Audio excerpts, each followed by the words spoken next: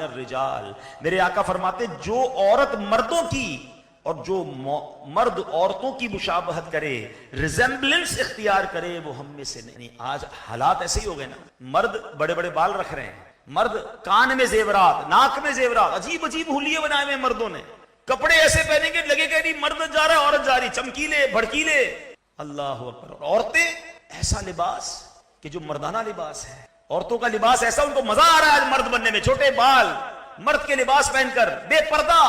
خدا کے یہ نہ کرے، اللہ نے مرد کو مرد کا حسن دیا، عورت کو عورت کا انداز دیا۔ ہم عورت مرد میں گھس رہی ہے، مرد عورت کے اندر جناب معاملات کر رہے ہیں اپنے، تو یہ نہ کریں۔ جو مرد کے لیے حرام ہے اس سے مرد بچیں۔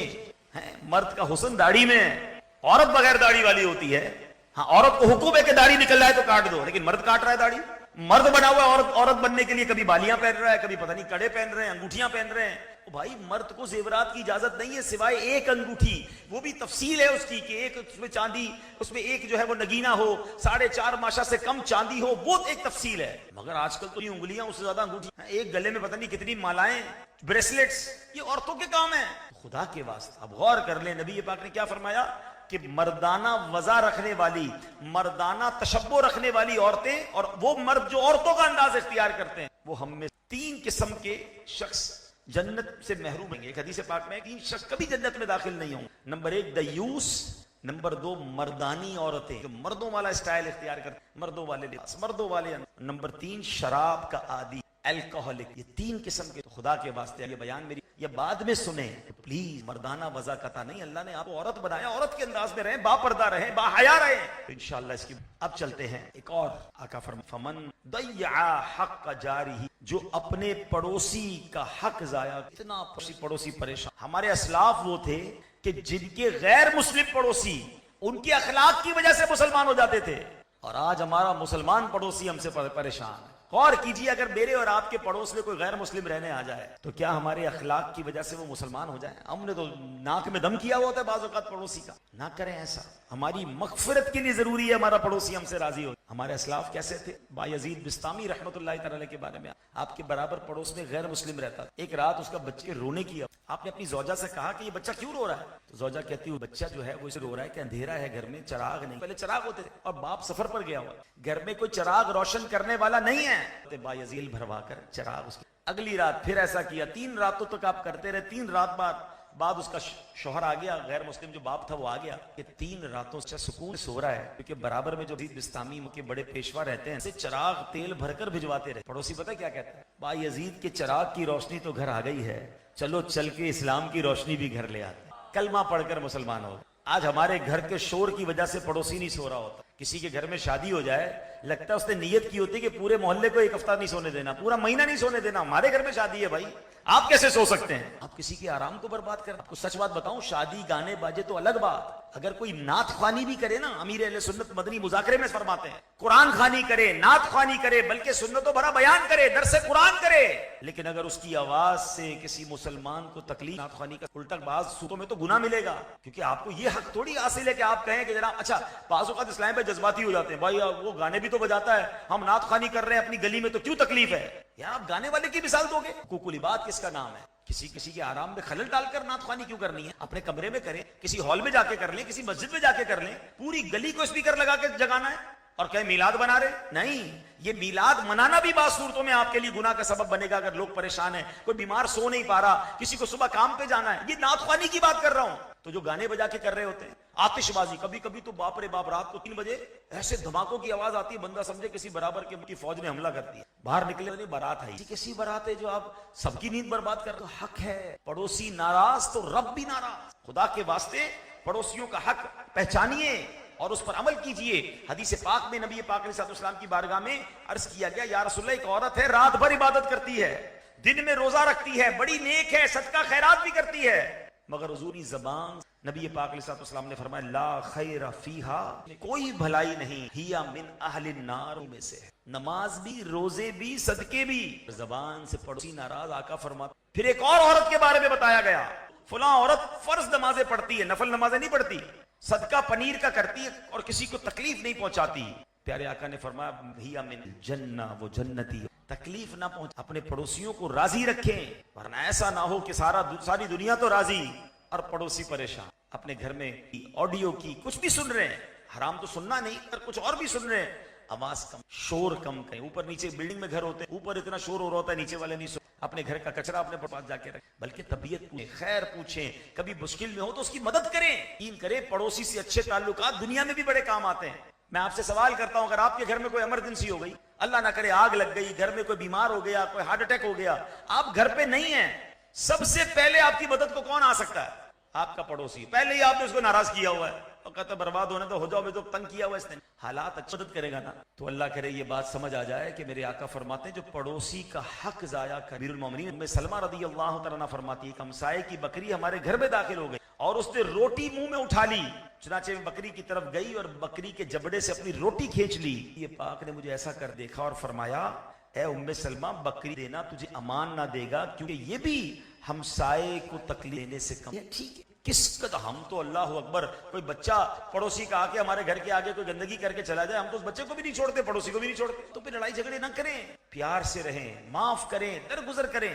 تو اللہ کرے کہ یہ بات سمجھ آ جائے کہ پڑوس کتنا اہم ہے ہمارے لیے اور ہماری بچے کے لیے، اور اگر ہم سب اپنے اپنے پڑوسیوں کا خیال رکھنے والے بن جائیں، سوچیں ہمارا محلہ کتنا پیارا ہو جائے، ہمارے آس پاس کے گھر پہ رہنے والے آپس میں کس محبت و پیار سے رہیں گے۔ ہمارے اسلاف تو کیسے پڑوسی مہربان ہوتے تھے، بلکہ ایثار کرتے تھے۔ ایک صحابی رسول کے بارے میں آتا ہے، ان کے گھر میں سری بھی، عرب کے لوگ جو نا بکرے کا جو سر ہوتا ہے جس کو بیچتے بڑی عزت سے بیچتے، بڑا پسندیدہ کھانا ہے وہ۔ تو ایک صحابی رسول کے پاس وہ آئی، انہوں نے کہا ضرورت تو ہے مجھے، مجھ سے زیادہ ضرورت سری، انہوں نے دوسرے پڑوسی کو جب ملی تو انہوں نے کہا ماشاءاللہ تحفہ بھیجا، مجھ سے زیادہ میرے پڑوسی کو۔ روایتوں میں آتا ہے 7 گھروں سے گھوم کر وہ پہلے گھر میں دوبارہ آ گئی، یعنی ہر بندہ یہ چاہتا تھا کہ یہ اچھا کھانا میرا۔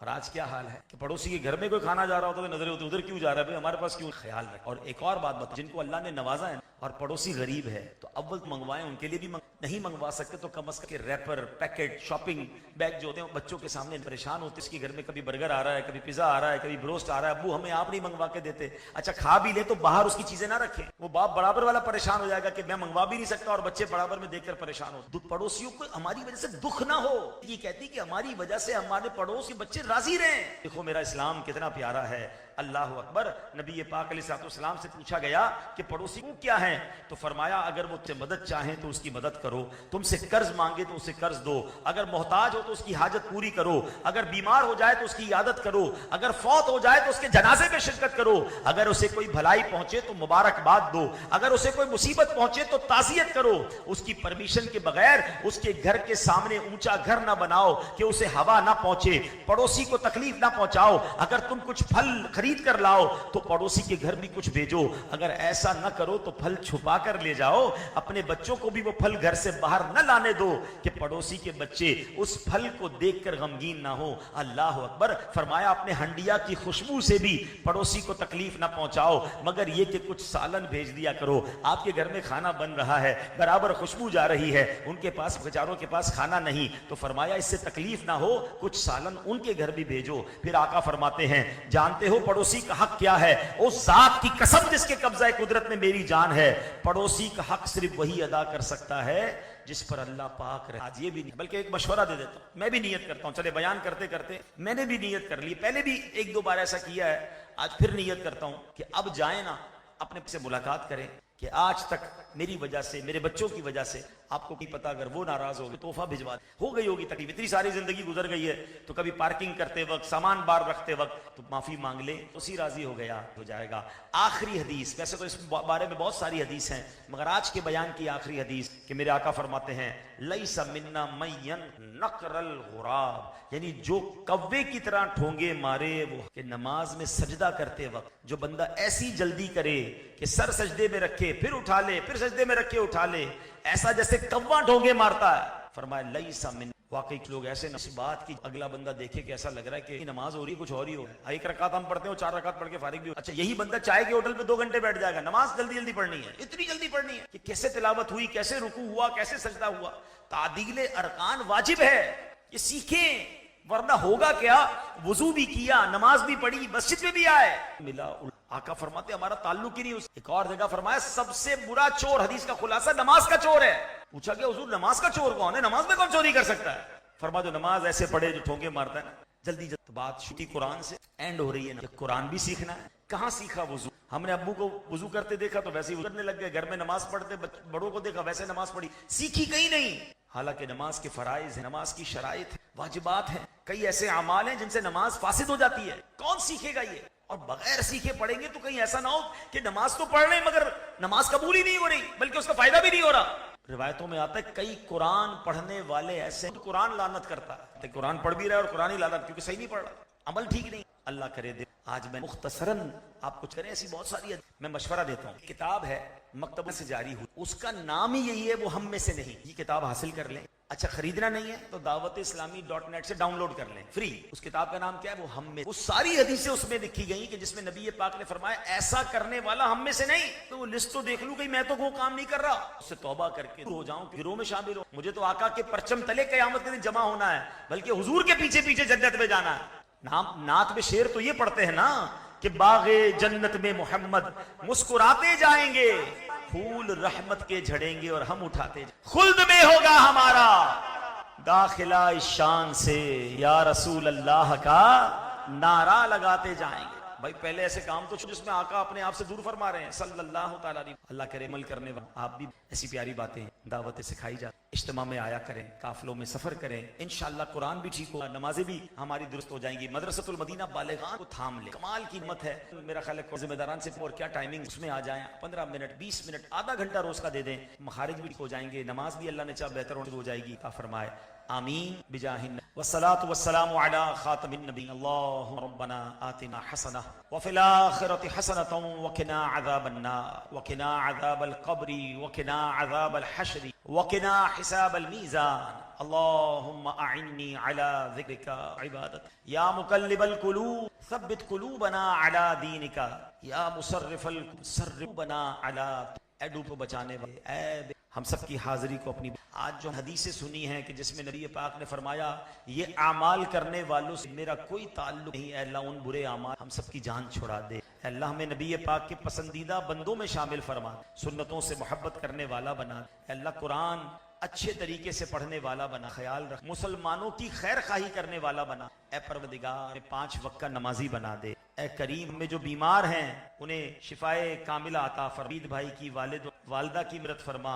اے اللہ ہماری ایک بہن بیمار ہیں, اللہ انہیں کاری وسما. ہم میں سے جن کے بابا رشتے دار بیمار ہیں, قرض داروں بے اولادوں پر صالح اولاد کو بنا دے, بچھڑوں ملا دے. اے کریم کو آباد فرما, اس کو آباد کرنے والوں کو آباد فرما. آج کا اجتماع سجانے میں اسلامی بھائیوں نے دامے ملایا, مولا سب کا اے پروردگار تیرے خزانوں میں کمی نہیں, حج کی سعادت فرما.